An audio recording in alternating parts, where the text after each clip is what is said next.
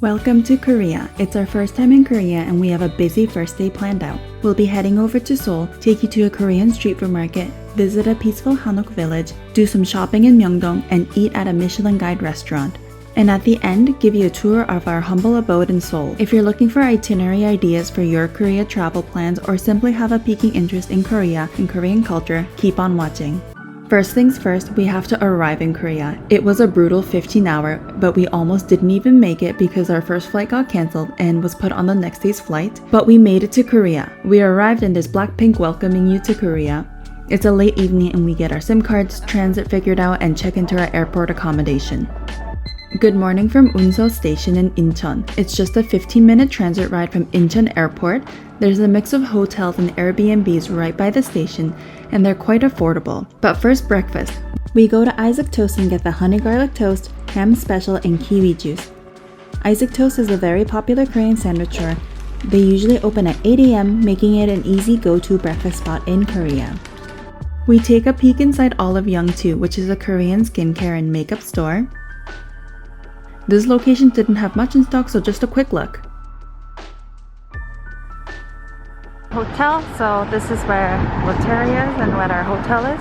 This is our hotel that we stayed in, and I said before that we got a day late, but I reached out to the hotel and they were nice enough to let us stay even though we should have missed our booking. And you can see the next building over, Daiso, is right there. We're off to Daiso now.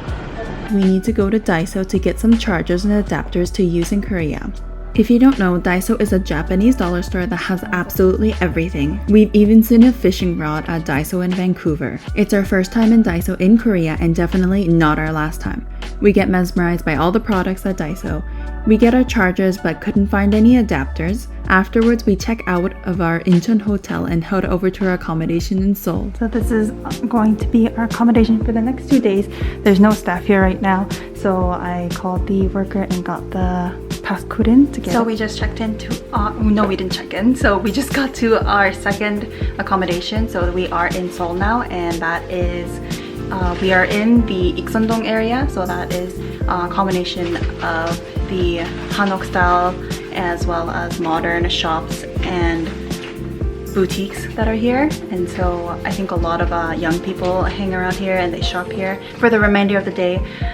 Because it's about 1:30 p.m. we are gonna go to Gwangjang Market, that is on the list to go, as well as Myeongdong, and then depends how long we end up staying there, and then we'll just play it by ear where we'll end up next after that. See you! After we drop off our bags, we take a 20-minute walk to Gwangjang Market. I'm really happy with the place we stay in because everywhere we wanted to go was within 15 to 20 minutes. It's central to all the destinations that I plan to visit, plus at an affordable price. But more on the accommodation later. We get to take a shortcut through this park and we pass the entrance of a Korean shrine. So we're headed on to Gwangjang Market, and then we came across this Jongmyo World Heritage Site. We make it to the largest and most traditional Korean street food market, Gwangjang Market. It's our first time at a Korean street food market, and it's Wednesday at 2 p.m. so not considered peak hours, but everything is so new, and all the Korean street food options at every turn was overwhelming to me as a first-time experience. If you want, I'm okay with this. Yeah, why don't you check it out? We eat the mungbean pancake, tteokbokki, and mini kimbap combo.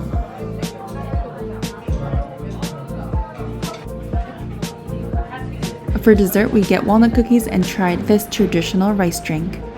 For more food at Gwangjang Market, watch my previous video after you finish this one. The link will be in the description below and available at the end. It's good. Okay, so that is the train station we just came out of, and if you want to go to the Hanok village, you have to go to the right, it says, so that's where we're gonna go, up this way. Let's go! Just a 10-minute transit ride and we arrive at the peaceful Hanok village. We're at Namsan-go Hanok village, and if you don't know, Hanok is the traditional Korean house. Let's go inside the Hanok village. You can see Namsan Tower in the background. Namsan Tower is a popular tourist spot and it was a filming location for the popular Korean drama Boys Over Flowers. They're identified with the unique roof shapes and tiles. It's in the heart of Seoul, and inside is peaceful and quiet, but as you can see, the busy city skyscrapers surrounding you. These are informational pamphlets available inside the Hanok Village. Oh, look, this map is so big. I was gonna take a video of the Namsan Tower, but then I see this building. I'm like, the royal outhouse back in the days. Only the kings and queens can use that outhouse. We originally wanted to visit Namsan Tower too as a part of our Seoul travels, but it's a hazy day today, so we decided to not go up. These Korean traditional roof tiles are called kiwa. They can be made in a factory or by hand. The handmade process is molded and shaped, dried for 2 to 3 weeks, and baked in a fire oven for 15 hours. How do I know this information? We watched the Korea #1 from Netflix, which is a Korean variety show that combines Korean culture and comedy together. It has Yoo Jae-seok, Lee Kwang-soo, and Kim Young-young as hosts. Episode 1, they make these traditional roof tiles, and another they make soy sauce and gochujang, and so much more. It's really interesting. You get to learn about traditional Korean culture while being entertained. And we only watched it about 10 times before our trip, so we referenced it quite a bit. 머리 조심. Careful, your head. Admission is free, and you can explore the Hanok and experience various aspects of traditional Korean culture. Namsan-gol Hanok Village is made up of 5 restored Hanoks from the Joseon dynasty, and this would be where the aristocrats and government officials would live. The building over here, as you can see, and then underneath, Rachel discovered that there's this hole with wood and firewood in there. So this is the original ondol, the heated flooring, so that it would be, the heat would go all towards the whole building, provide heat for every single room. Containers are called? Hangari. It was so quiet, it felt like we were the only ones at the Hanok Village. You have been trapped in my Joseon maze. Someone there. There's someone in there.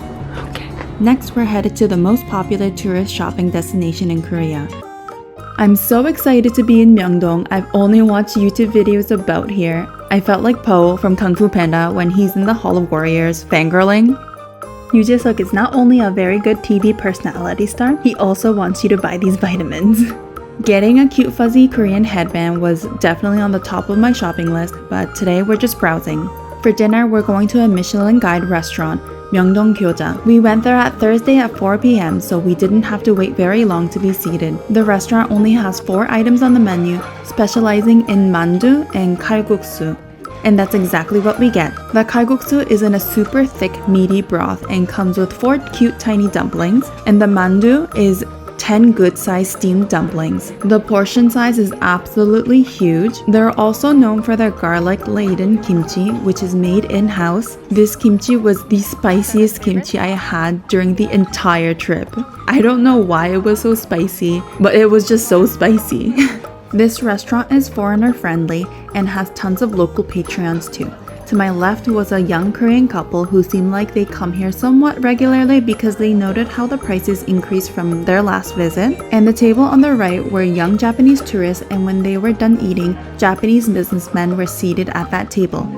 We get some window shopping in, but today is just a browsing around for the prices and seeing what the shops were selling kind of trip. Part of Myeongdong's lively atmosphere is in the Korean street food. I really wanted an egg bread or keranbang, but we were too stuffed to eat anything, so we settled for consuming with our eyes. The street food vendors only come out in the evening, so keep that in mind for your Korea travels. On another day, we do visit Myeongdong during the daytime, and it is still busy but provides a different atmosphere. So if you're visiting Korea for a short period of time and only able to come to Myeongdong once, I would suggest in the evening.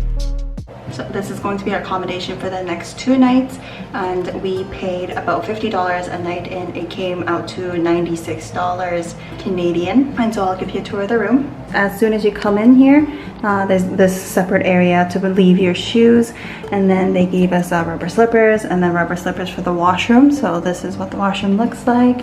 There's shampoo, there's conditioner, there's hand wash, and the shower is just open here, and then it's all tiled all around. There's a room in here, and then that's our luggage, and then here's our bed, and then there's a TV. We have the window opened up for some cool air, and then desk over here. Oh, they came with the mini fridge. That's really nice. And then some little hangers. So the next day we'll be stepping back in time, and I become a Korean princess.